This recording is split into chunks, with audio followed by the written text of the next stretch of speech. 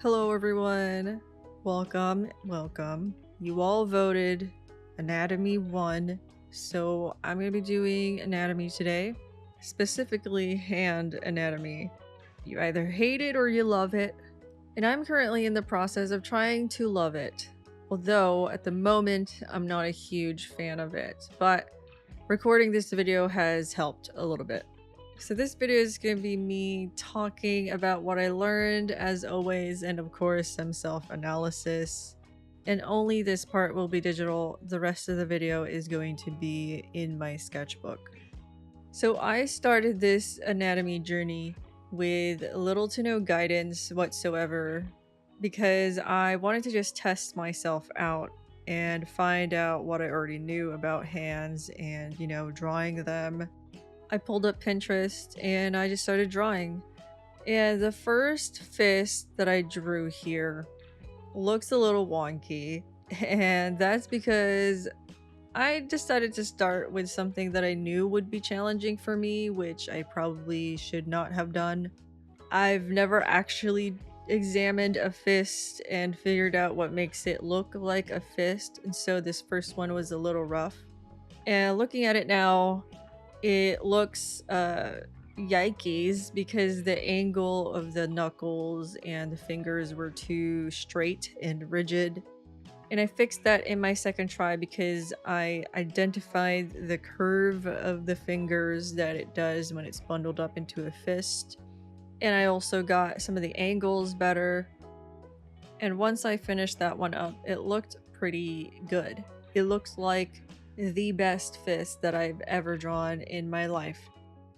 And even that small reflection of what I can do better just helps so much. So imagine what I can do once I start learning the actual rules of anatomy. Because this time around, when I did this digitally, I was just doing it from pure observation. I wasn't really thinking about rules and guidelines or proportions and stuff like that. This page looks so good because I was able to do all these adjustments and fix my mistakes. That's nice for digital, but it was kind of preventing me from learning as much as I could have been. I was spending too much time on each study, I was fixing too many mistakes, I was too focused on trying to make it look pretty for Instagram. And so it was best to just switch to sketchbook and just embrace all the little mistakes that I would do and just dive into like retrying and retrying and retrying. And don't get me wrong, observation is really good. It's one of the most important skills you can have as an artist. There's a lot to learn from observation, but at the end of the day, I was kind of just copying the references and not necessarily learning from them. So it was finally time to crack open one of my many sketchbooks that I bought for college and finally use it, because most of these I never use outside of class, and so they've just been collecting dust under my bed or something. So like I mentioned in the beginning of the video, anatomy in general is just a very daunting thing to learn. It's really overwhelming because there's just so many things in it, so many parts of it, and most people have no idea where to start. And so to prevent myself from getting overwhelmed and from just getting a headache even thinking about anatomy, I was pretty strict about doing this in sections. Like, my original plan with the video was to actually do multiple body parts together, but I ended up only doing hands because I figured that would be too overwhelming to think about. So do this in sections if you ever think about learning anatomy. So going even deeper into sectioning it out, I am learning hands, and even that I am sectioning out. To prevent information overload, I started out doing it from observation, and then now I am in the step where I'm actually wanting to learn from other artists. I'm not opening my textbook yet. I'm just watching videos and trying to absorb whatever knowledge other artists, more experienced artists, are willing to give me. So I watched a video by David Finch. I learned so much in it, and this entire page in this sketchbook is basically things I learned from him and things I started to notice about hands that I just wrote down to try and remember it. David Finch talked about so many things that I didn't even realize I should be thinking of when drawing hands. And there's also just something so cool about seeing an artist draw these hands from imagination.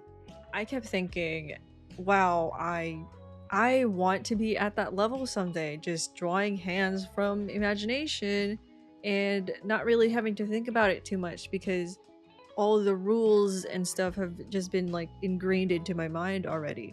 And obviously I'm not quite at that level yet because this entire video I only drew from reference. I didn't draw anything from imagination because I am definitely not confident in it yet. I mean, I'm getting there, I guess. We're taking small steps.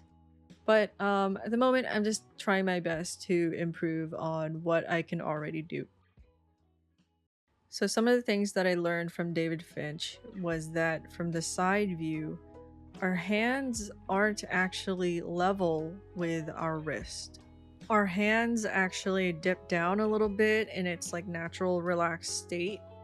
And also when you like flex your hand, it's also dipped down like that. And David Finch explained that if you wanted it to be level, because it's not impossible, the hand would have to be putting in effort to be level with the arm. And it would be like raising a little bit. So for your hand to be level with your wrist and the rest of your arm, you would have to be raising it a little bit. But in its relaxed state, it is dipped down. And when I listened to him explain this and draw it out, it was like a mind-boggling thing for me because I realized exactly why the hands that I draw from the side look so like wrong sometimes. And it was because of this. Is because I didn't know this and I would just draw it always level with the arm and the wrist. Another thing that I learned from him that I have definitely been neglecting to pay attention to was the webbing on our hands. So he explained that the webbing is not aligned with the knuckles and that people tend to think that it is. The knuckles are actually lower on the hand compared to the webbing. I'm going to try to explain this verbally as best as I can.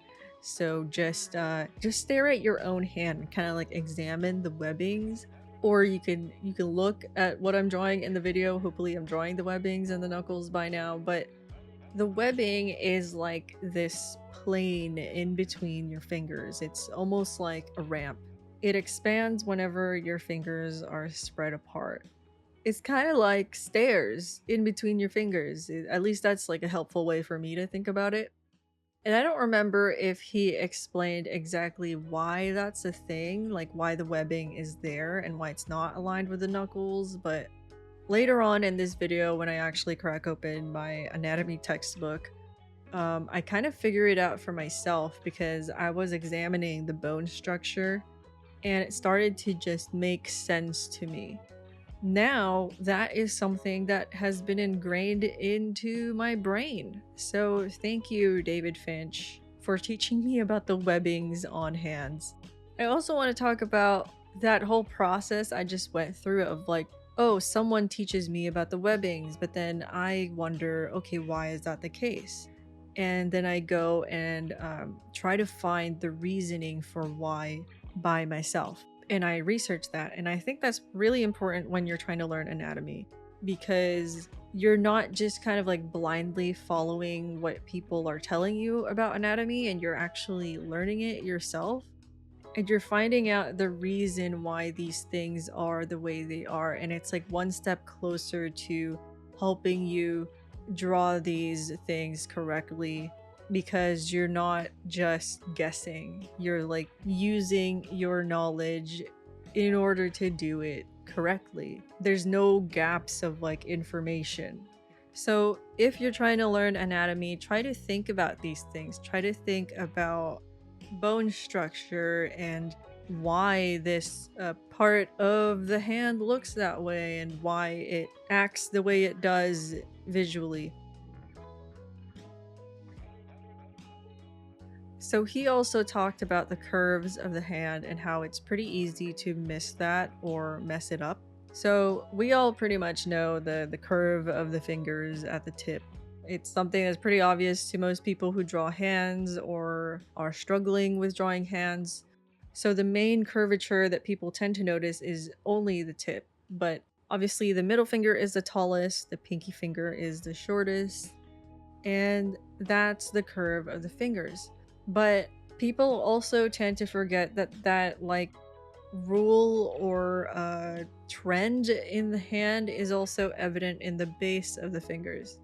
And this is a mistake that I make all the time when drawing hands. I would forget about the curvature of the base of the fingers too because I would be too focused on the tip of the fingers. So the mistake that I make is drawing the base of the fingers just straight, but that's actually wrong. That's not how most hands are. Even just examining my own hands, the base of my pinky and ring finger are always lower than the base of my index and middle finger. And obviously everyone's hands are different, but these are things that are just kind of like guidelines, general guidelines for drawing hands. Another thing that I learned from David Finch, my god, he gave so much knowledge in that video, is when hands make fists or when you're grabbing something, your fingers curl toward that chunk of your thumb that's in the palm. I'm pretty sure that section of the hand has a whole scientific name, but I don't know it, and I'd rather not sound stupid trying to pronounce the scientific word. Once again, if you look at your own hand and you try to make a fist or you curl your fingers in, you could literally see it, that it's just in the general direction of your thumb rather than straight down. Like straight down feels a little weird actually if you try it. So because your fingers tend to curl towards your thumb rather than straight down, they create that slant downward angle instead of just being level with each other. And I talked about it a little bit in the digital part when I was drawing the fist. There's always going to be a slant there of some kind with your fingers. They're never just going to be like fully aligned with each other unless you're doing that, like, I don't know, like you're doing it like on purpose. So the pinky and the ring finger are always going to be lower in angle compared to other fingers when they're bent, when they're curling, yada yada yada. And when I was looking at my hand, I also noticed that that's kind of the case because when the ring finger and the pinky finger curl in, or like when you just try to fold your hand, it brings a part of the palm with it, and like it like curls a bit of the palm because there's a lot more room on that side of your hand.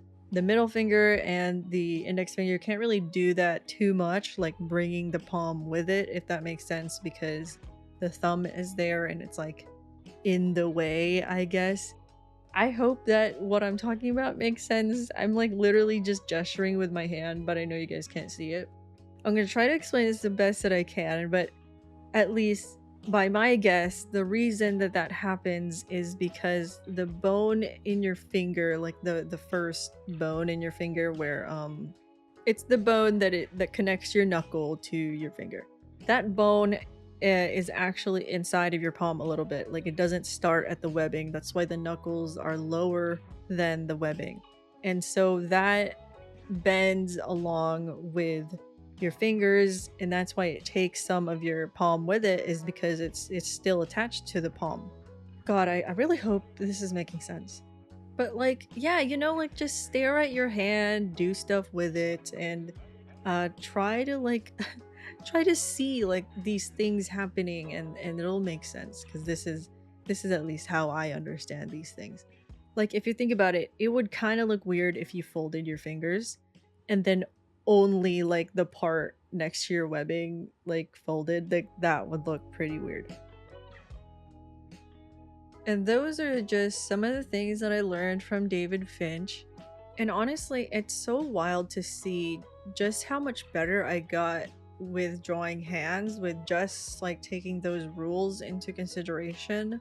I was able to draw hands that looked good, a fair bit amount quicker, and compared to digital, where I was like spending so much time fixing my mistakes and trying to make the hands look good, I was able to do it quicker and looser on traditional paper because I learned so much from David Finch about the form of the hand.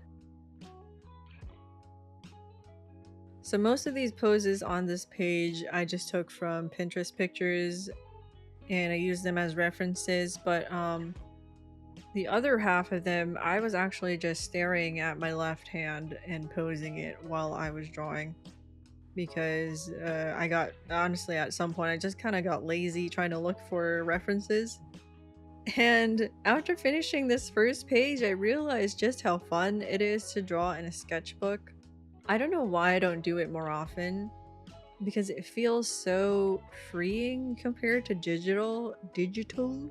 I feel like the freedom that digital gives you with your canvas is actually like a little overwhelming sometimes.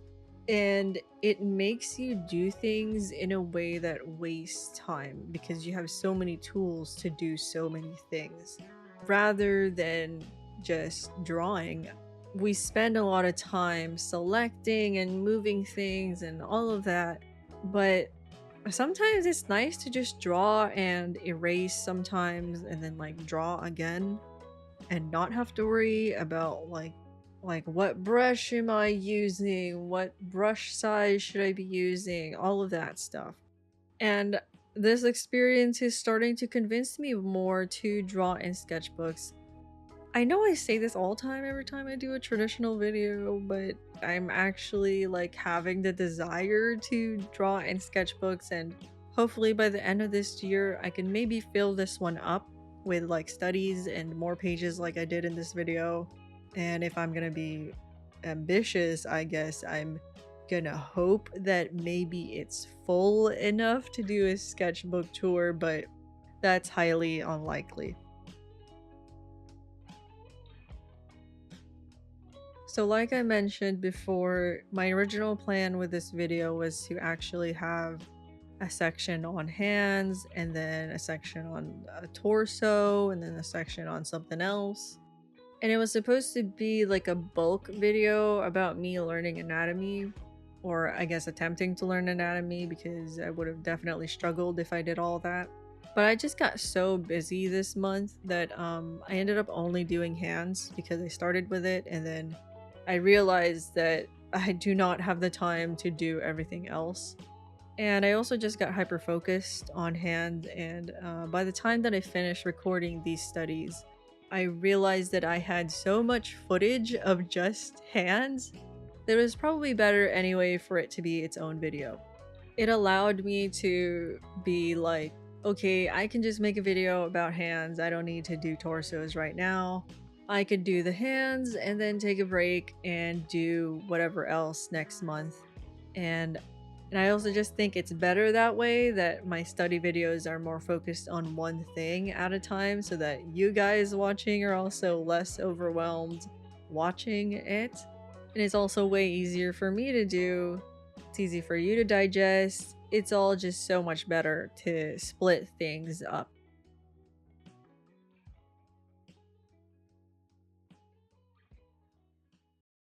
So after filling that first page up, I wanted to fill up a second page with larger drawings because I realized that I was drawing pretty small. I mean, some of them were kind of a given because I was filling in gaps, but I naturally just tend to gravitate towards drawing small. And I wanted to talk about how this is like something that every art professor tries to churn out of you. Every art professor wants you to draw big, and I was trying to like manifest that, I guess. I was trying to force myself to draw bigger. Most art professors will force you to draw like do one drawing for like an entire page, but I don't like that. I don't like to draw big, so I was trying to find like a middle ground and just trying to draw medium. But man, I hate drawing big. Ironically, it makes me feel restricted in what I can do, and my drawings end up turning out like art blocky, and I don't like how my drawings end up turning when I draw big. So I went into this second page with a lot of hope, and I was like, this one's gonna be a lot of bigger drawings. But then it didn't really turn out the way I wanted, the way I intended. The vibes were just off by the time I got to the fourth drawing. It started out good, like the first hand looks pretty nice. I don't really like the second one, and then the third one was alright, and then by the time I got to the fourth one, I was feeling like the vibes were off. I was like, okay, for some reason, this is not it. It doesn't feel great, and I'm starting to not like what I'm drawing. Like, it was almost like I started to feel an art block creeping up the more I started to dislike what I was drawing. And so I was like, I need to stop this right now so that I don't fall into an art block in the middle of trying to make this video. So I took a break. Taking breaks is very good for you.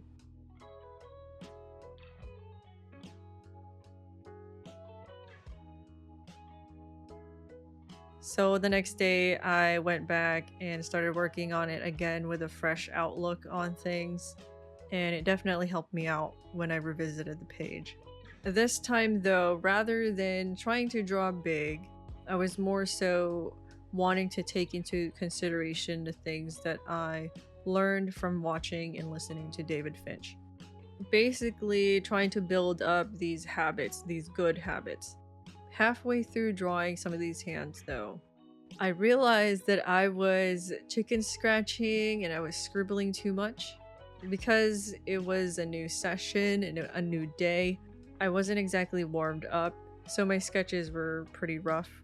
Luckily, though, I did notice that, and I started to tell myself, okay, I need to think more about my pencil strokes, I need to keep them to a minimum.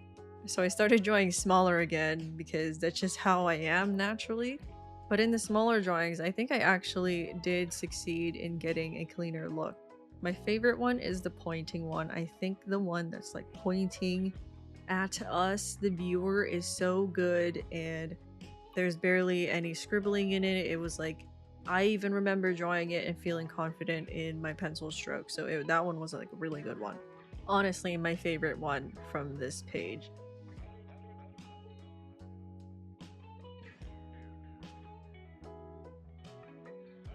Thinking about it now, I actually should have done some exercises and done some of these hand studies as contour drawings where I just look at a reference and I try to draw without looking at what I'm doing too much, and also without taking my pencil off of the paper until I'm done drawing.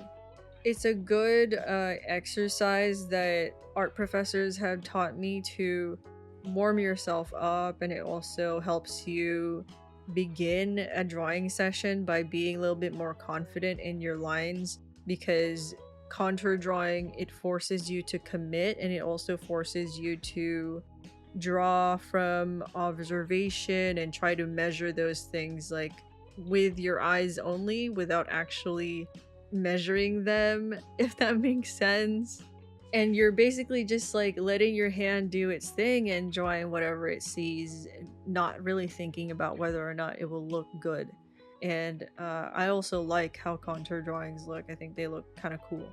So yeah, that's a good exercise that I learned from going to school for art for like 4 years, but I guess I forgot to do that. I always forget to warm up because I just want to dive in most of the time when I sit down and draw.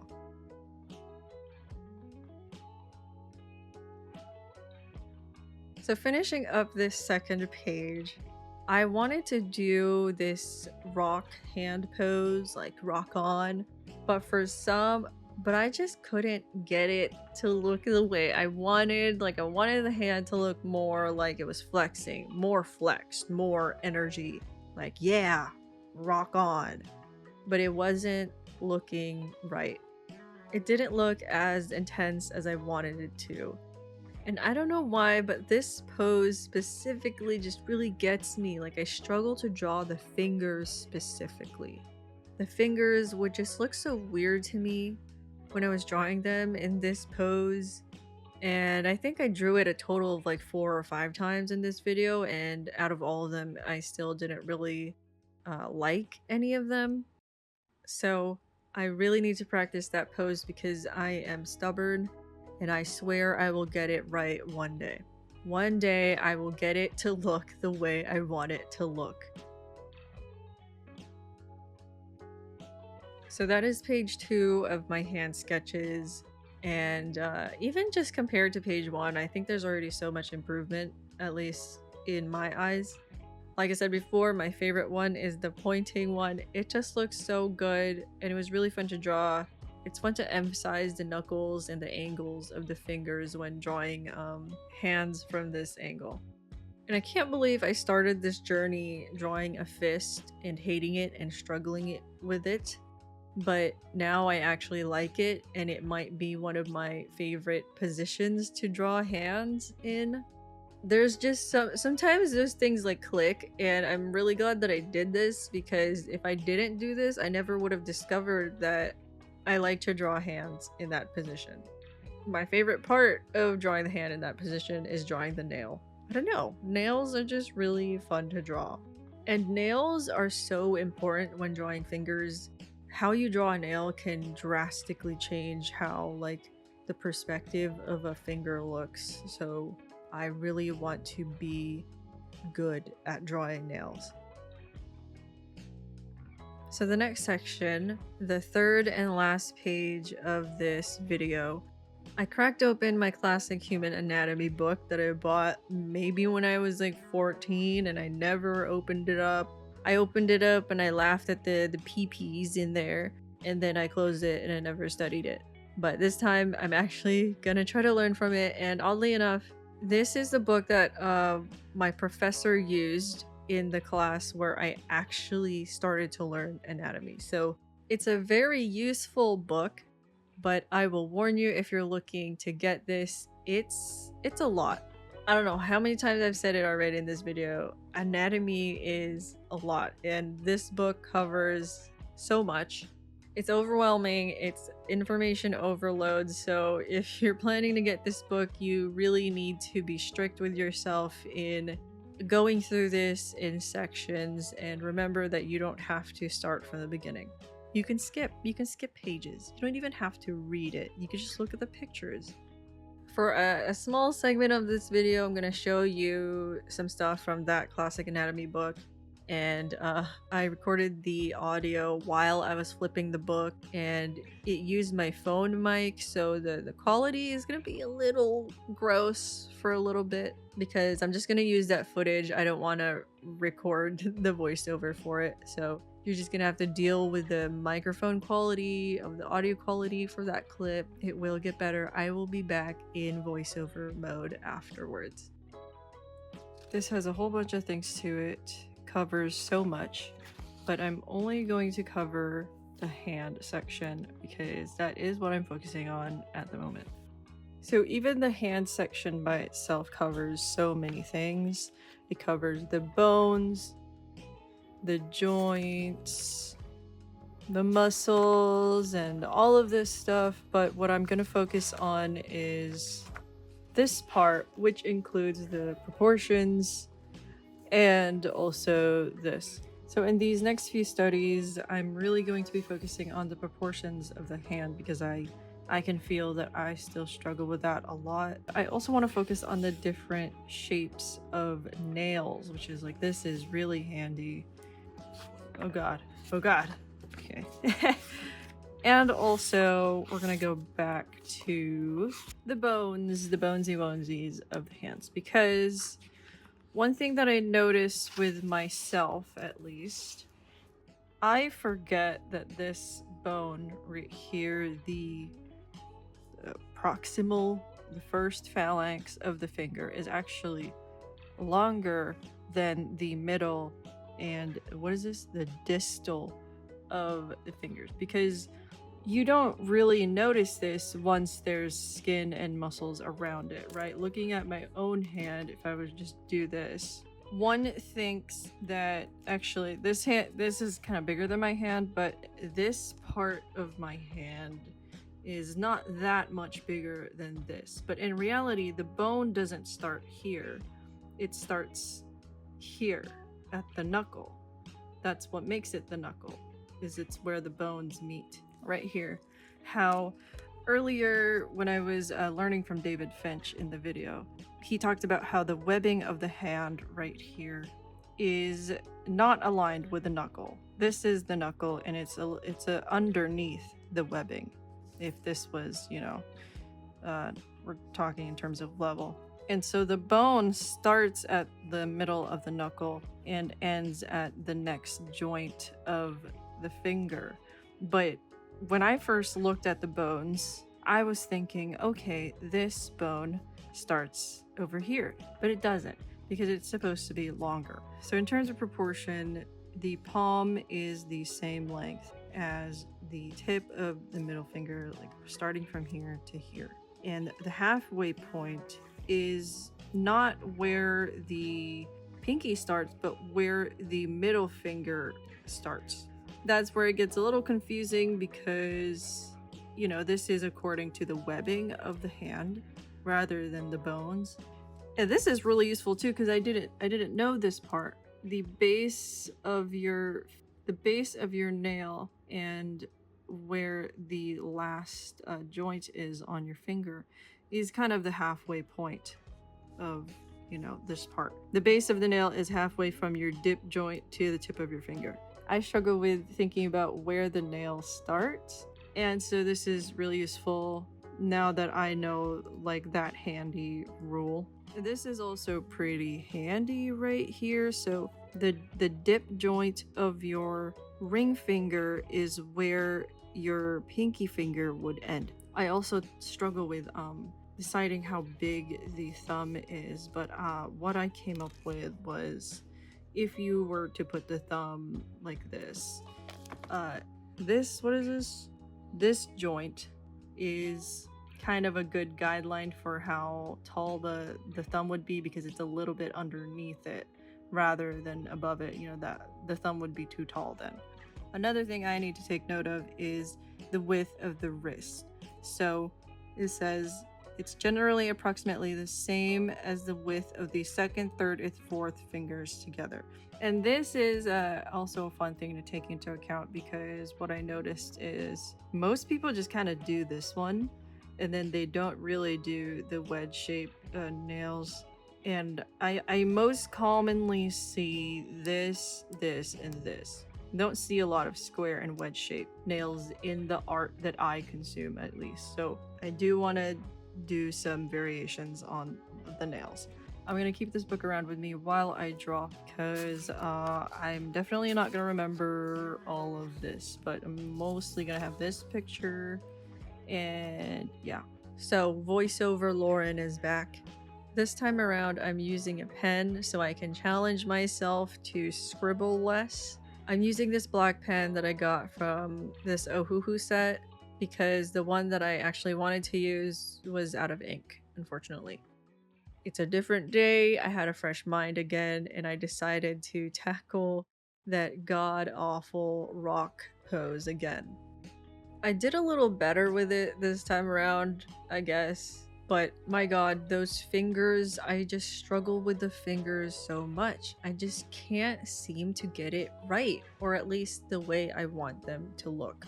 And I know I would do so much better at drawing this if I just sketched out the proportions, you know, like a normal person, just sketching out the proportions and guidelines first and then doing line art. But I'm really stubborn when it comes to challenging myself, so I really wanted to do it by eyeballing the proportions.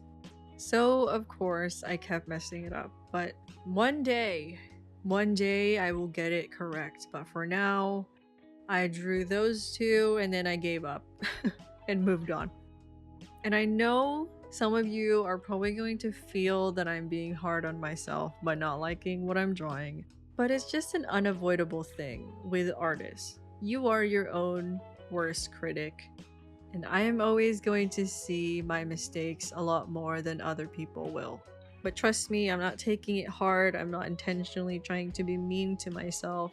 It's all in the name of improvement.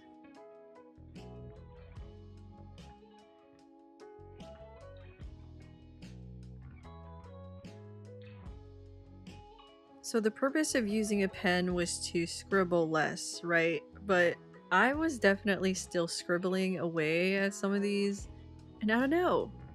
I just like can't help myself. It's a habit, and it's how I naturally draw. And I don't know if I'll actually ever stop doing it. If I actively tried to get rid of that bad drawing habit, it's going to take months and even years to train myself to stop doing that. So at this point, I think I've just accepted that it's not really worth it to try and stop it, and that it's not even necessarily bad. You know, drawing is supposed to be fun, and if scribbling is fun for me, then I can scribble. Who cares? Why should I stop? I should just embrace it. And if you're a scribbler or a chicken scratcher or whatever TikTok calls it, embrace it. Who cares? Who cares what people say?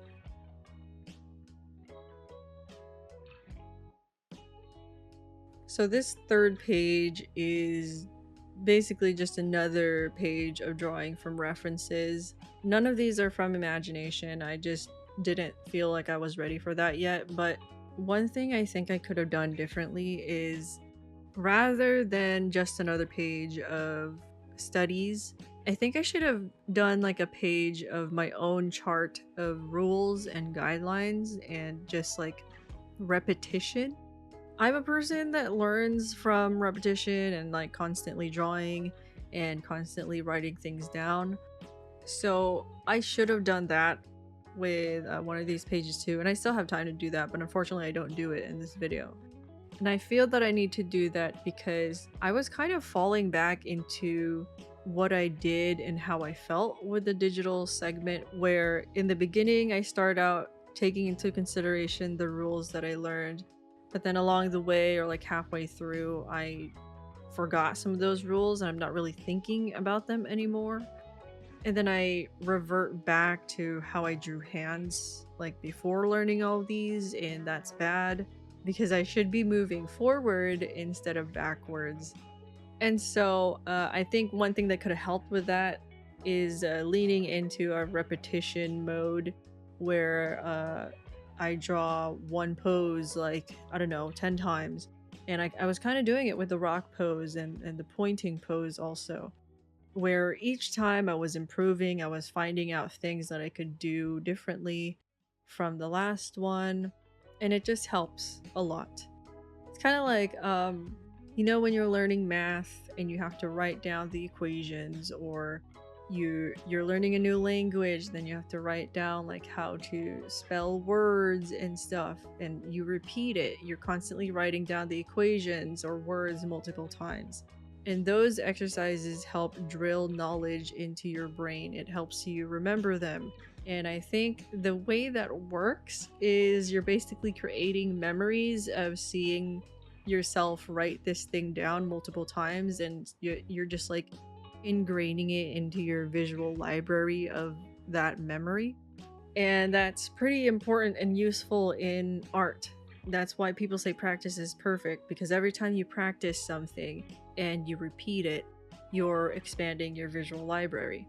The more memories you have of seeing your hands do something, the easier it becomes for you to do it. That's why most artists, it's fairly easy for us to draw like that one eye or 3/4 view of a face, because it's like we do it all the time. You know, we've done it so many times in our lives that it just comes naturally to us because we have so many like memories in our memory library of doing that thing.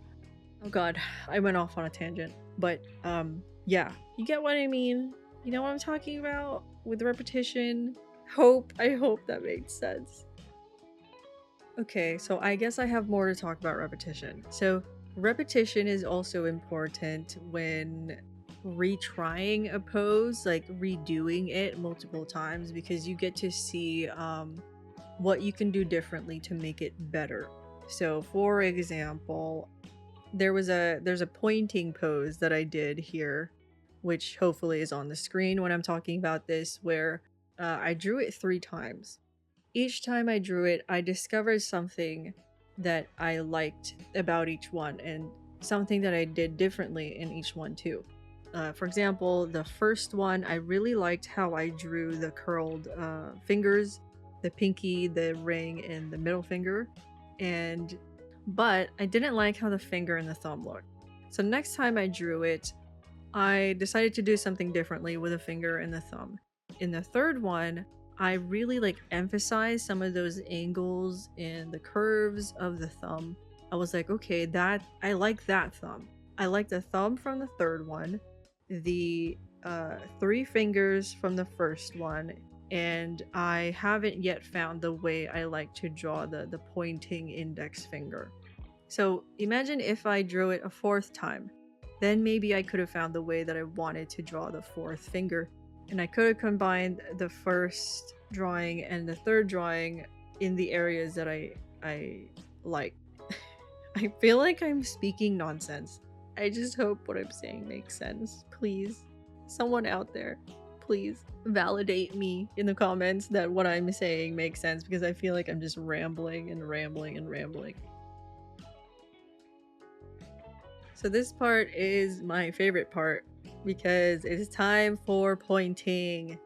I talked about it before where I said I really like to draw hands in this position, in this perspective, and honestly, I kind of want to do just an entire page of pointing and fists because it's just so fun to draw. For some reason, I wish I could identify why. It's really ironic how I started out struggling to draw this in the beginning of this video, but now it's actually kind of easy for me to draw, and it's like one of the more easier positions to draw, and it's really, really enjoyable for me. And oddly enough, I was struggling with like the pointing, where you can see the index finger outstretched, but I excel in drawing a hand that's pointing when it's pointing at the camera, if that makes sense. It's the same exact pose, but just from different viewpoints. I don't know. Art is weird. Brains are weird. I started this journey being very wary and like middle ground on drawing hands, but I feel like I can say now that I actually like drawing them and that it's actually kind of fun to draw them, and I hope that some of you try out doing something like this too, so that maybe you can change your opinion about, drawing hands, and you can get better at it and you can learn a thing or two about drawing hands, because that would be great for you, right? So I am gearing up to end this video because that's pretty much all I have, but it was honestly a blast to do this. I learned so much, and I hope that me sharing this experience can help some of you also learn something about hands. Maybe it'll encourage you to do the same thing. And if you do want to do the same thing, just remember that you don't have to do it the way I did. Go at your own pace, split it up however you want, and just make it smooth for yourself. Don't make it into this whole painful process. You don't have to have an anatomy book. You don't have to fry your brains learning about these things. You don't have to do it the way I did. You know yourself best and you know how you learn. And so just try things out, experiment with it. If it's not fun, then stop. If you're not having fun, take a break.